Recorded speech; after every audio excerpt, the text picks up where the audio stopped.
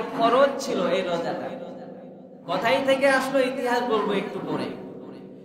এরে নবীর উম্মতের দল, এই আশুরার রোজা এত দামি।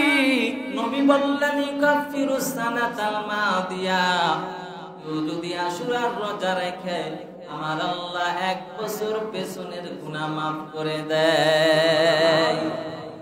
1 বছর রোজা রাখা কি চারটিখানি কথা? কথা বলেন না কেন? 30টা রোজা রাখি, তারাবি পড়ি, তাতেই মনে হয় জীবন শেষ। 1 বছর রোজা রাখা কত কষ্ট, একটু চিন্তা করা দরকার। তাও যদি হয় আবার এই গরমের দিন, তাহলে যে মানুষের কি হাই উতার শুরু হয়ে যায়, খুবই কষ্ট। তবে এই আশুরার দিন রোজাটা ফরজ ছিল।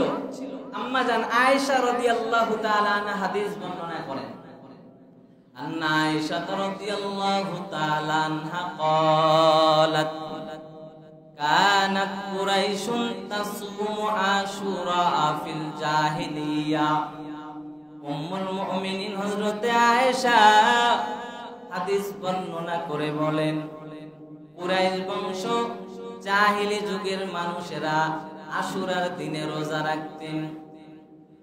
ওয়া কানা রাসূলুল্লাহ সাল্লাল্লাহু আলাইহি ওয়াসাল্লাম ইয়াসুমুহু, আর আমার নবী আলাইহিস সালাতু ওয়াস সালাম আশুরার দিন রোজা রেখেছিলেন।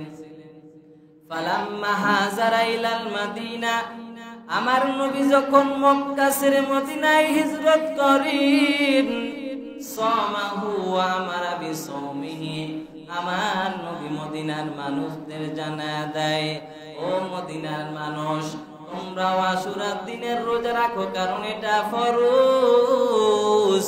এবং নবী নিজেও রোজা রাখতেন, অন্যদের রোজা রাখার আদেশ করতেন।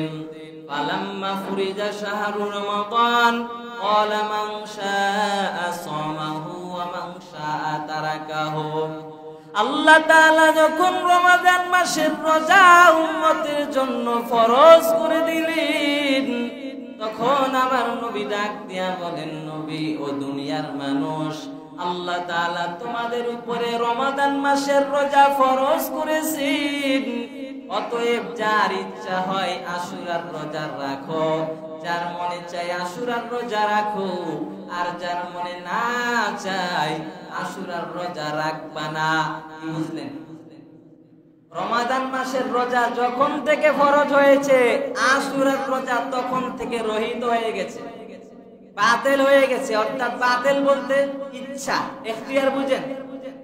আপনাকে একটা কাজ করার ইচ্ছা দিল যে এটা করলে করতে পারো, না করলে না করতে পারো, করলে সওয়াব আছে, না করলে কোনো গুনাহ নাই।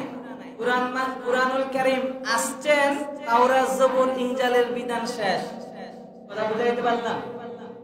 আল্লাহ রাসূলের উপরে যখন কুরআনুল কারীম অবতীর্ণ করলেন, তখন তাওরাত জবুর ইনজিলে যা আইন ছিল সব আইন রহিত হয়ে গিয়েছে।